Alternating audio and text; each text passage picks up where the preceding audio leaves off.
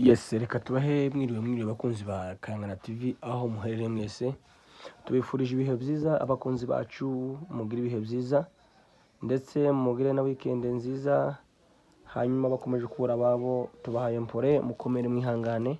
Mu by'ukuri nta kundi twabigenza uretse kubihanganisha.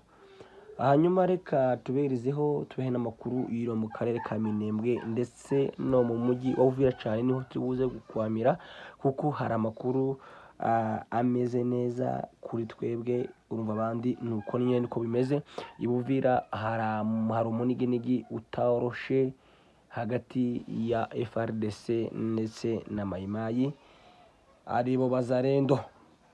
Hanyuma reka duhere mu makuru yacu ya Minembwe. Nimuze mutegere ako kari kode hanyuma dukurikizeho ibindi.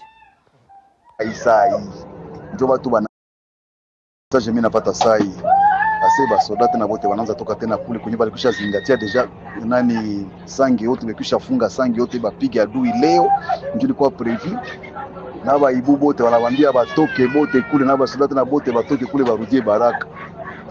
Ndio plan inakuwa tena Uvira sai ndio panike iko tena Uvira sai ndio watu wanaishiwa bajue order inatoka wapi, mpaka sababu tuko panike tena sai Uvira ndio binasikia.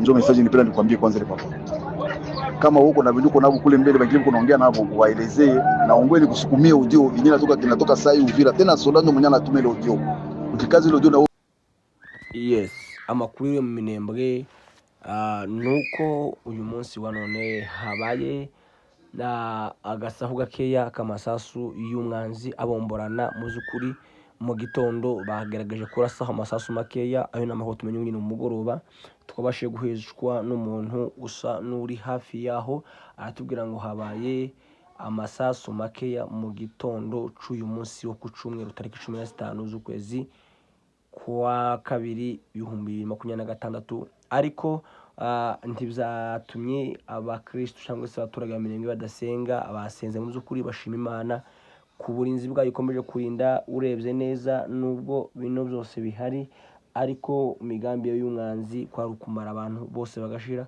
ariko uyu munsi amakuru twamenye nuko biriwe bashima Imana yakomeje kubarinda ibintu bitero byose byagiye bagabagaho umunsi ku wundi. Uyu munsi basenze babonye agahenge nabyo no kubishimira Imana mu by'ukuri. Uko niko by'usho Minembwe bwije neza, haratuje haratekanye. Uwo ni mu gihe umwanzi yamanutse kuri zero, umuniginigi ari wose mu by'ukuri kuko mubona ku mashusho n'ibintu bitangaje. Umwanzi yaramanutse ararara yumva atabona avuga ko bitazongera guhindukira. Ayo n'amakuru y'impamu tuba tubagezaho, nubwo nyine bamwe bavuga ngo ni amakuru y'abanyamakuru ariko nyine n'amakuru y'abanyamakuru baba batohoje bakamenya ukuri kwabyo. Hanyuma reka tunyarukire mu mujyi wa Uvira amakuru ariko avugwaho ubu nyine tuvugana aya masaha. Umujyi wa Uvira umuniginigi ni wose, umuniginigi wa Uvira. Abasirikare muri Uvira FARDC yatangiye guhunga yerekeza Baraka.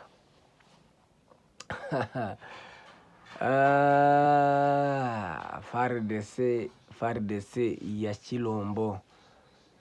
Ingabo za Kongo zatangiye guhunga zerekeza Baraka. Hasohotse itangazo rivuga ngo nimutangire muvanga hamuhunge mugende kuko ntago biza koroha, ntago biza kora kuba rikanga imvura itaragwa, kuba numva imihindagano y'imvura itaragwa. Uko niko byifashe mu mujyi wa Uvira. Mayimayi ni nkayiki ari kubita gasaku, murabazi bari yagabona ni utubwa bicara bameze, ariko FARDC izi ukuntu yakubiswe ubushize yatangiye kugenda. Ayo n'amakuru y'impamu yatangiye kuja mu mujyi wa Baraka.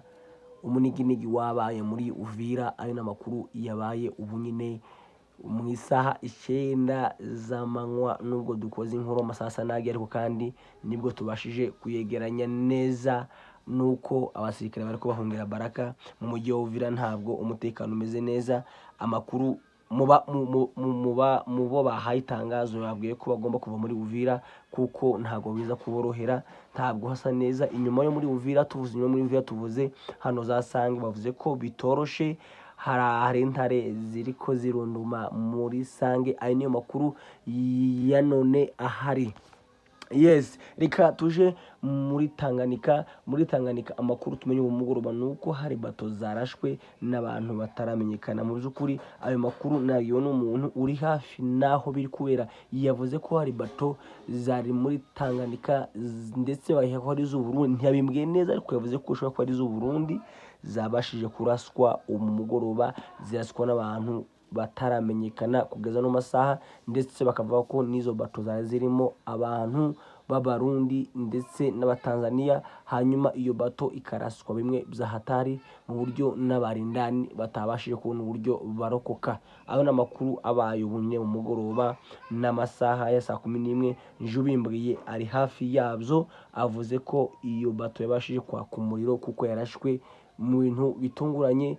Iyo yose ni ukuvuga ngo iyo imvura igiye kugwa imihindagano ikomeza kuba ari myinshi hirya no hino iburasirazuba n'iburengerazuba, imvura ikomeza guhinda ariko mushuye imvura ikaza kugwa. Abumvise uko barabyumvise, uko niko byifashe mu karere ka Uvira, nuko naho bitoroshe mu by'ukuri. Ubu nyine umuniginiga ari wose no muri iyo Tanganyika urumva ko habaye iyo mihindagano, aho izo bato iyo ni batemwe aho irashwe ndetse n'abarindani urumva tuzi umubare, wenda tusanga tubimenya nk'ejo, ariko n'abarindani urumva ko babashije kuhasiga ubuzima.